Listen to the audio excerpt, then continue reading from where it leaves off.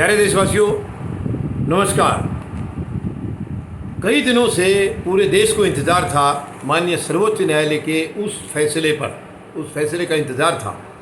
जैसे कि आप सबको पता है, 4 किसानों को मौत के घाट उतार दिया था लखीमपुर खीरी में। और मौत के घाट उतारने वाला यानी किसानों के ऊपर गाड़ी चढ़ाने वाला बहुत ही ख़ास आदमी का बेटा है, जो प्रधानमंत्री महोदय के चहेते यानी खुद गुंडागर्दी और बदमाशी की बात करने वाले, आज वो खुद गृह राज्य मंत्री के पद पर विराजमान हैं। प्रधानमंत्री महोदय की हिम्मत नहीं हुई है कि उनको पद से हटा दिया जाए। इतनी घिनौनी हरकत करने के बावजूद भी 4 किसानों की मौत कर दी उसने।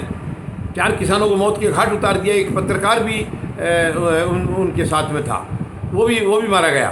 और यानी माननीय सर्वोच्च न्यायालय के द्वारा जो SIT नियुक्त की गई थी, उसकी जांच चल रही थी। उसके बावजूद समझ में नहीं आ रहा है इलाहाबाद उच्च न्यायालय से इनको जमानत कैसे दे दी गई। ये एक बहुत बड़ा सवालिया निशान है कि इनको जमानत कैसे मिली, जबकि उत्तर प्रदेश सरकार कह रही है कि हमने जमानत का विरोध किया था। तो ऐसा कभी नहीं होता है। अगर सरकार ने विरोध किया तो माननीय उच्च न्यायालय क्यों देगा। लेकिन उसके बाद तुरंत ये सुप्रीम कोर्ट में याचिका डाली गई थी इनकी जमानत को खारिज करने के लिए।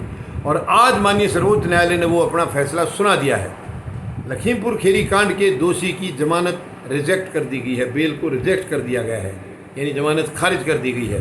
और माननीय सर्वोच्च न्यायालय ने आदेश दिया है 1 हफ्ते के अंदर ये दोषी सरेंडर करेगा, आत्मसमर्पण करेगा।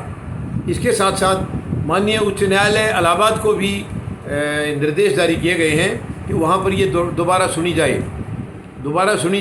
किस तरीके से सुनवाई हुई थी, क्या उसमें कमी रही थी, दोबारा सुनी जाए। और जो इस वक्त जो भुक्तभोगी हैं उनकी भी अपील सुनी जाए, उनकी भी जो फरियाद है वो सुनी जाए।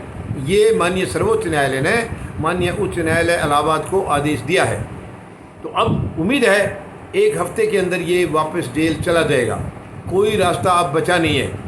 अब प्रधानमंत्री महोदय ने अपने चहेते को मंत्री पद से तो नहीं हटाया, क्योंकि वो उनके अधिकार क्षेत्र में आता है और वो अपने अधिकार क्षेत्र का जब से आए हैं दुरुपयोग कर रहे हैं। प्रधानमंत्री महोदय ने अपने अधिकार क्षेत्र का दुरुपयोग किया है, जो कि सरेआम गलत है, सरासर गलत है। देश के साथ धोखा है, देश के साथ अत्याचार है, देश के साथ विश्वासघात है।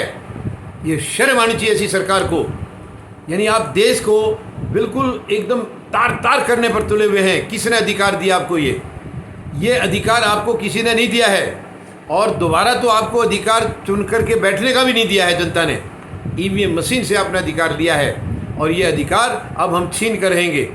माननीय सर्वोच्च न्यायालय से हम अपील करेंगे कि इसको EVM मशीन को हमेशा के लिए हटा दिया जाए, क्योंकि जिन देशों ने इसको बनाया था वो भी यूज़ नहीं कर रहे हैं। तो खैर, किसानों को और ख़ास करके बाकी जो इन 3 बिलों के इसमें खिलाफ जो लड़ाई लड़ रहे थे 385 दिन, सब के लिए ये बड़ी खुशी का दिन है कि माननीय सर्वोच्च न्यायालय ने उस आरोपी की जमानत को रद्द कर दिया, जो किसानों का दोषी है। 4 किसानों को कुचलने वाला, एक पत्रकार को कुचलने वाला, उसको जमानत का कोई हक नहीं था। पता नहीं, समझ में नहीं आ रहा। मैं उच्च न्यायालय की या माननीय दूसरे न्यायालय, सर्वोच्च न्यायालय, सबका मैं सम्मान करता हूँ, लेकिन ये चीज़ समझ से परे है कि ये जमानत कैसे इसको दे दी गई थी। खैर, आखिर माननीय सर्वोच्च न्यायालय ने उस फैसले को दुरुस्त किया है और उसकी ज़मानत को रिजेक्ट कर दिया गया है। अब ये 1 हफ्ते के अंदर सरेंडर करेगा और दोबारा से सुनवाई माननीय उच्च न्यायालय इलाहाबाद में होगी, ताकि दूध का दूध और पानी का पानी हो सके। धन्यवाद। जय जवान, जय किसान, जय हिंद।